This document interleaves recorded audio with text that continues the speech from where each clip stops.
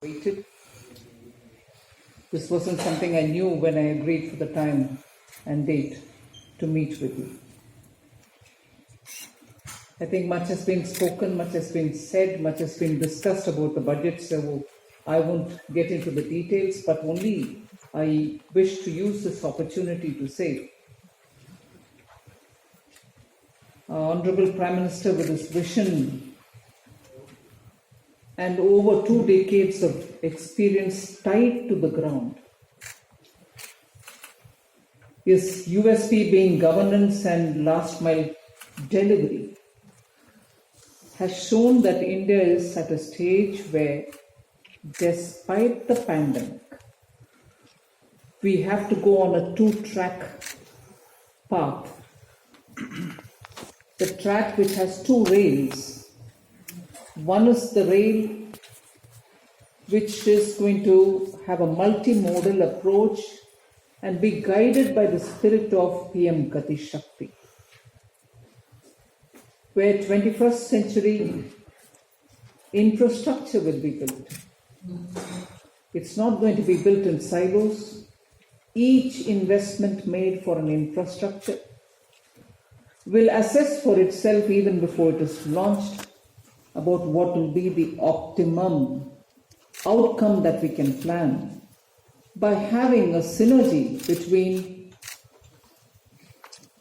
every mode of transport, linkage with logistics, making sure that those capacities which exist, whether it is in the form of our endowments, natural endowments, or in the form of enterprise having its capacity for manufacturing or for servicing, and ensuring that the products that are being manufactured would reach their destination, be within this country or outside.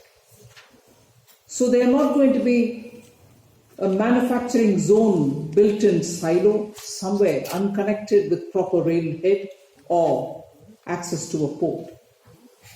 They're not going to be inland waterways which are going to lie without being utilized because they are more cost effective than even the road. They're not going to be ports which are sitting and looking for a day when good ships would come, good liners would reach with cargoes that will be closer to the hinterland.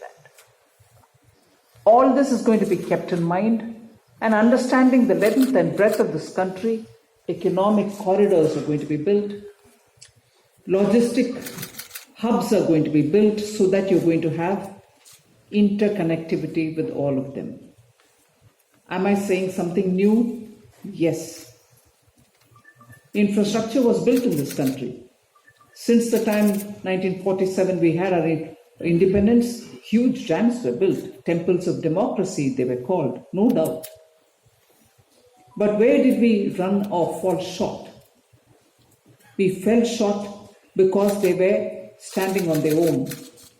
And then when development started reaching, we realized that they had no connection with either the raw material supplying points or the nearest ports. So the logistics cost became too much, raw material costs became too much, and end of the day you probably didn't even have skilled workers in and around that area.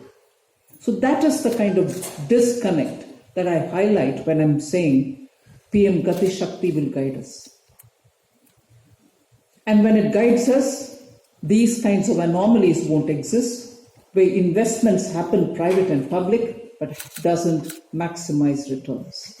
We need to get over these kind of disconnects.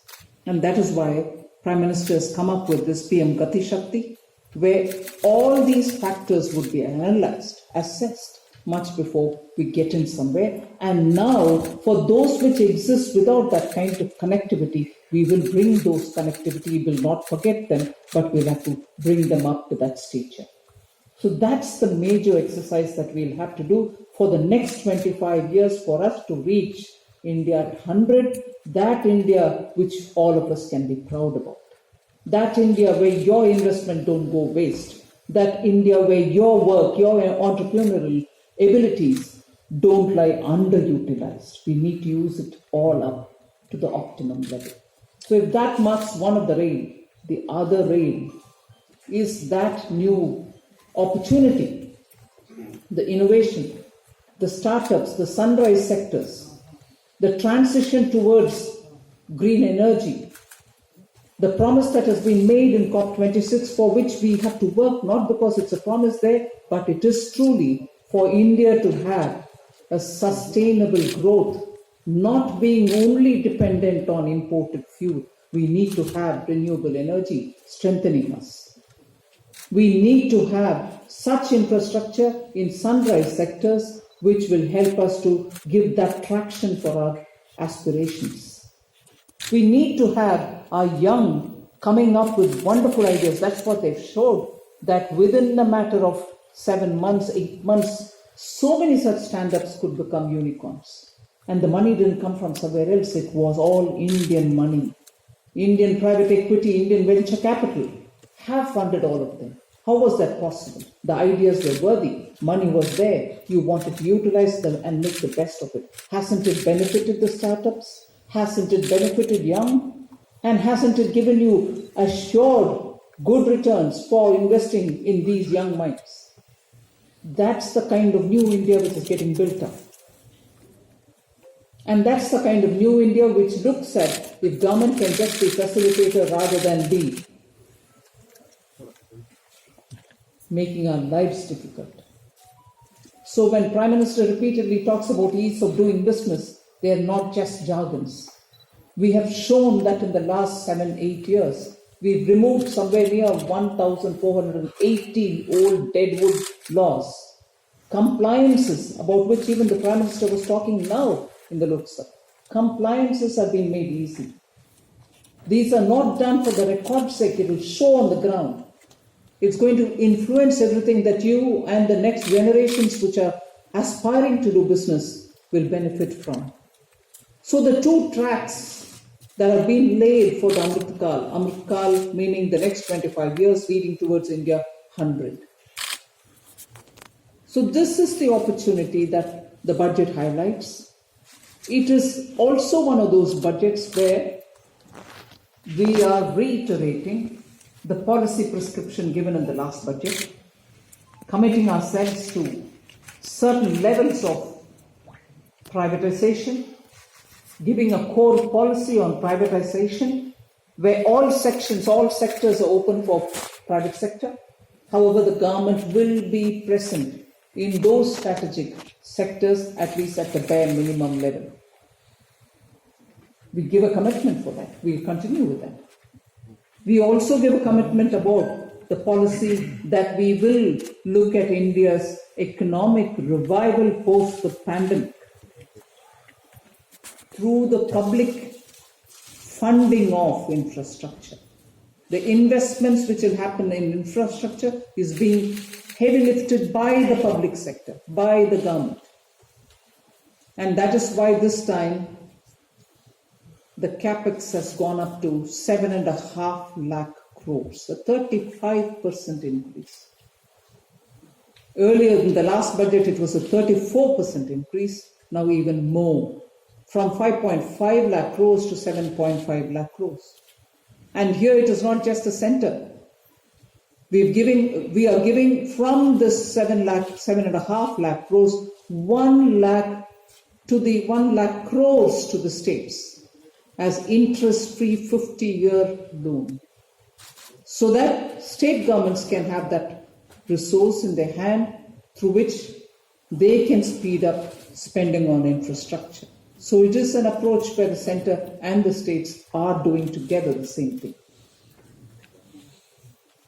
So this emphasis on infra, on public investment in infra, is done after quite a lot of consideration and discussion with the stakeholders. And we have done our bit of analysis, and this is only going to result in crowding in of the private investments. And private investments are nowhere else but here, before me. And I would think this is the opportune time for private investments to come in. Expand your capacities, build new capacities. The corporate tax rate has been reduced much before the pandemic itself. Nobody knew pandemic at that time. And I would honestly appeal to you that do not let this opportunity go away. Not just us, but globally too.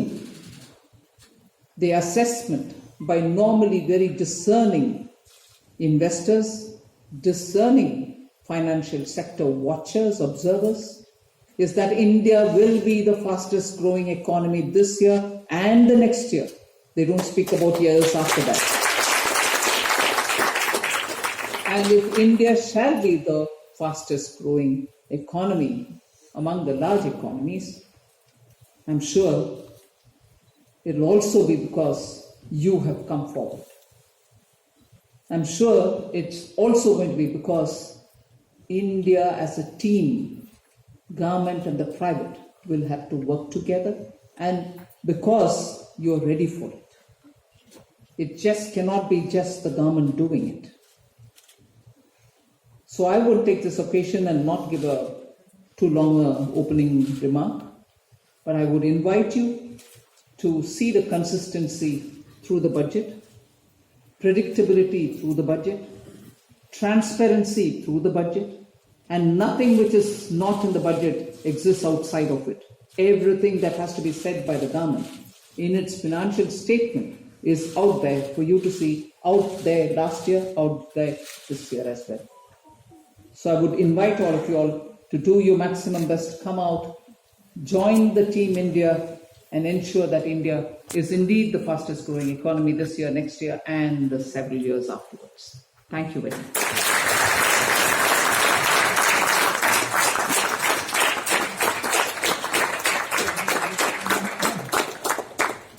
Thank you, Madam Minister, for giving a very, very inspiring insight of the Union Budget 2022-23, which was announced by you on the 1st of February.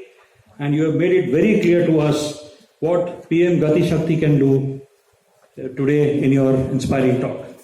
With your permission, Madam Minister, can our members take some questions?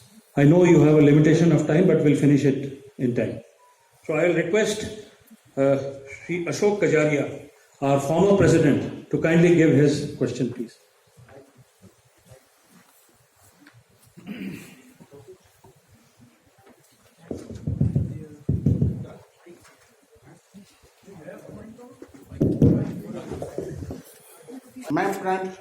Ma'am Finance Minister, an excellent budget. I would just like to add one point. I'm here. Natural gas plays a major input in the manufacture of ceramic tiles and sanitary ware. And right now, it constitutes a major component, 30% of the total cost of production. The natural gas prices have increased from 36 rupees to 63 rupees, which is 35% increase from 24th of August to 1st of November. And as of today, the spot prices are 200% more at 105 rupees per SCM. Ma'am, our request is if you can get it in the GST. On behalf of the two industries, tiles and sanitary ware, Mr. Sandeep is here also presenting sanitary ware. The tile industry currently is 30,000 crores. I assure you on behalf of the industry, it will go up to 60,000 crores in 4 years. And similarly for sanitary ware, I have an assurance from him that it's a 6,000 crore industry right now. It can go up to 10 to 11,000 crores. As we all know, the Prime Minister has made a vision that natural gas should be 15% of energy in this country from currently 6.6% by 2030. So I request you to look into it at your GST. Thank you. Thank you, Ashok sir. May I now request Shri Sanjay Bhatia ji, our former president, to kindly give his question in brief. Thank you, ma'am. I'll just, take a cue from what you said about the connectivity and economic corridors and how the industries would be really connecting. So one of the things which I would like to highlight is that, you see, food processing will do for rural India what IT has done for urban India. I think keeping that in mind, the food process industry is under PLI. But if the packaging, which is very important along with the food processing, because without that the food would not reach the consumer, if that can also be looked at and considered to bring under the PLI scheme, that would help. Secondly, is on the compliance, that also you mentioned that the intent of the government is to really reduce that. I think if the like board meetings have already been made virtual since the companies is also under you, ma'am. If the AGM also can be made virtual, so that would really help the companies. And also the TDS and TCS provisions which have been introduced last year on the purchases above 50 lakhs and 0.5%. This is a major compliance issue, ma'am, there.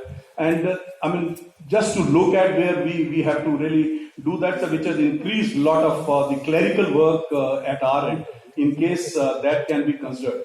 I think these are the two Thank things. you, which are- Sanjay ji. Thank you. May I now request Dr. Mahesh Gupta to give his question, please. Honorable Finance Minister, Madam, first of all, congratulations for an excellent project. Gati Shakti vision, not for 1 year, for 25 years, as you have said very clearly, we all welcome. Excellent project presented by you. And the great push which has been given to the budget is infra spending, from 4 lakh crore to 5.5 and to 7.5 lakh crore. And I'm sure government is doing its strong vision for spending on infrastructure. Your appeal to have spending by the private sector is a welcome step. We are finding a lot of corporate profits coming up on the balance sheet of many companies. However, the investment is not coming from the private sector. So I was just thinking, if government can consider some type of incentive for spending by the private sector and not giving extra money. Let me just complete. No, I'm not disrupting you. Please continue. Yeah. But then, you've already got corporate tax coming down. I totally agree with you, madam. I'm just saying your appeal is coming year after year, but it's not happening. And I find a lot of cash in the balance sheet of the private sector. What to do? Either we sit idle or we see that, okay, it's because of the COVID, if something can be given. What I'm suggesting is a accelerated depreciation on their investment. So you don't lose anything over a period of time. All that is, money is going to come in as such. If it can help, I don't know if will it help or not. But this is one of the suggestions which I'm trying to make. Thank you. Thank you, sir. Madam, would you like to have all the questions together or would you respond? May I now request Mr. Sandeep Somania, former president, to kindly give his question. Good evening, Honorable Finance Minister. I actually just wanted to compliment you because of this COVID. Corporate projects have been delayed, and by giving that 1 year extension to the sunset clause, I think this will help a lot of corporates complete those projects in time, and they have been delayed for reasons beyond their own control. So thank you for your consideration. This was a very important aspect. Thank you. Shri Rajiv Talwar, former president. Good evening, madam. I think the handling by the Ministry of Finance for the 2 years of the pandemic, unprecedented, lowering the corporate tax, which has actually shown this year with 2 waves, an increase of 40%. And then the budget, I think, madam, the stock markets have shown a resounding faith in you, not only as the first finance minister, but perhaps the best ever finance minister this country's had. And compliments to your team, whether it's the Revenue Secretary, the Finance Secretary, the CBDT, the CBIC, I think those have been outstanding officers when they've taken the questions from the media. Infrastructure and housing for all is the new big idea for India. You've given 1 crore 12 lakh houses already, and this year you provided for 80 lakh houses, 48,000 crore. Ma'am, we are going to present you a paper that perhaps everyone cannot afford to buy. Rental housing, which is the norm in the developed countries, needs to be looked at. 8 crore homes for a population of 80 crores, which will be in the cities by 2040-50, and half the population deserves that. Ma'am, at 50 rupees per day only, 8 crore homes will mean 1,44,000 crores of revenue. I think that's something where the private sector can go in. So I think that's something for your consideration. And number 2, the SEZ Act. You've already announced in the budget that it's going to be changed. We have a paper already ready from the industry with all the experts internationally and nationally. We would like your permission to present that paper to you. The last thing is, of course, you've been working a lot since 2019 with the governor of the RBI for the overseas development investment policy. That has come to a finalization. It's with your ministry. We would be grateful if some word can be sent down for him to examine and go ahead with the notification. Thank you. Thank you very much, ma'am. Thank you so much. Due to paucity of time now, since Madam Minister has to go somewhere, I'll request our Senior Vice President to kindly give his concluding remarks. And Just one question. sorry. Good evening, ma'am. Kudos to you for excellent budget as well as the best handling of the COVID situation. Ma'am, you have brought all the digital assets in the tax habit. But the impression which has reached out to the people, though we understand that it has not legalized these cryptocurrencies. What we believe that because there has been, we see that there is a lot of interest in cryptocurrencies and a lot of people are investing their money. So we believe that there should be a very strong regulation, and crypto regulations is the need of the hour. So can we expect these crypto regulations to come in the near future? We will come with a proposal to you. We have a consultation process which is going on.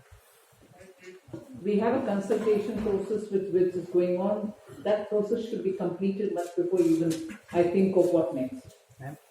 Ma'am, can I take this 30 Sorry, we are actually running short of time.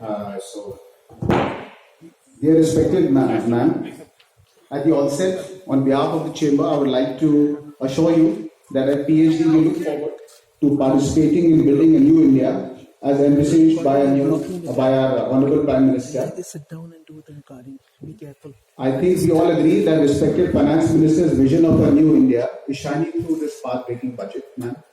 They say that a person always acts as per one's inherent nature, irrespective of the post or responsibility at hand. I tend to agree with this school of thought, ma'am. I've had the privilege of interacting with the Honorable Finance Minister, ma'am, in the past. The feeling I always came back was that she is such a patient listener, involves all stakeholders' point of view, will always hold to the one thing, that is what's good for the country and what it needs today. Respected ma'am, I feel proud to admit that these unique attributes of yours is perhaps what makes this budget shine through. We needed a visionary like you who thought of everybody in these unparalleled times of the pandemic aftermath. Who thought of the big, the middle, the small and micro with a balanced scale, and stood the ground where she thought it was the right thing to do. Thank you once again for turbocharging the economy for a holistic growth, as you mentioned, ma'am, and setting us on a path to a developed economy. Looking forward to your captainship, ma'am, to take us into the time once again where elders remembered India to be a Sone ki Chadiya, more fondly coined by you recently as Amrit Kal, which is coming soon, ma'am. Jai Hind, ma'am. Thank you so much.